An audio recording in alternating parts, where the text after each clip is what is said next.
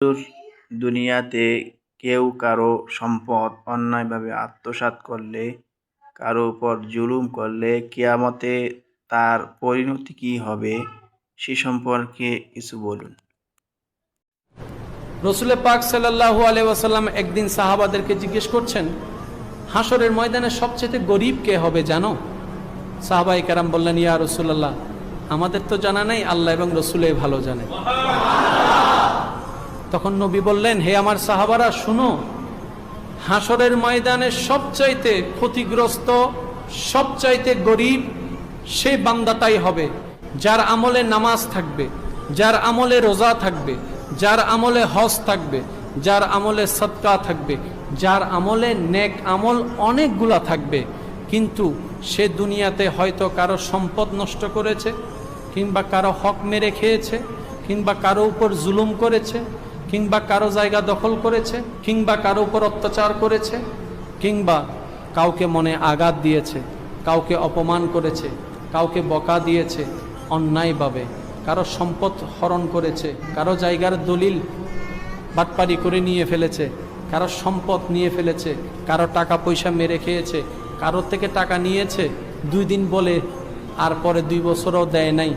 এরকম যারা করে দুনিয়ার থেকে কবরে যাবে, হাসরে যাবে, যখন হাসরের ময়দানের বিচার কার্য সামনে উপস্থিত হবে, যখন হিসাব নিকাশ শুরু হবে, তখন ওই পাওনাদাররা আল্লাহর দরবারে এসে নালিশ জানাবে, আল্লাহ, সে দুনিয়াতে আমার জায়গা দখল করে নিয়েছে ক্ষমতার বলে।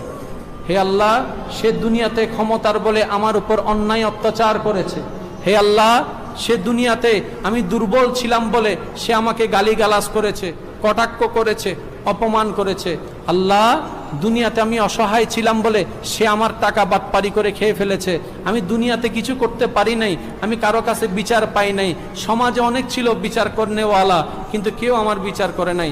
আজকে আমার বিচার লাগবে, আজকে আমার বিচার লাগবে, আমি ন্যায় বিচার চাই। তখন রব্বে করিম বলবে, হে বান্দা, তোমার নামাজ যথেষ্ট আছে, তোমার রোজা যথেষ্ট আছে, নেক আমল যথেষ্ট আছে, কিন্তু এই পাওনাদারের পাওনাগুলা তুমি বুঝাই দাও। তখন সে বলবে, আল্লাহ, আমি তো টাকা নিয়েছিলাম দুনিয়ায়,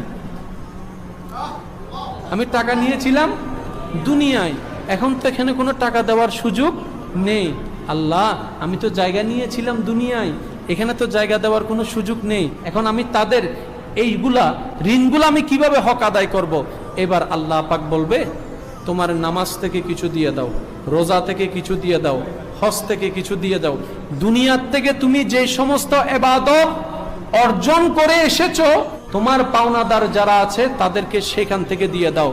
রসুল পাক সাল্লাল্লাহু আলাইহি ওয়াসাল্লাম বলছেন, হে আমার উম্মতেরা শুনো, সে বান্দা দিতে দিতে দিতে দিতে এক পর্যায়ে তার নেক আমল একদম শূন্য হয়ে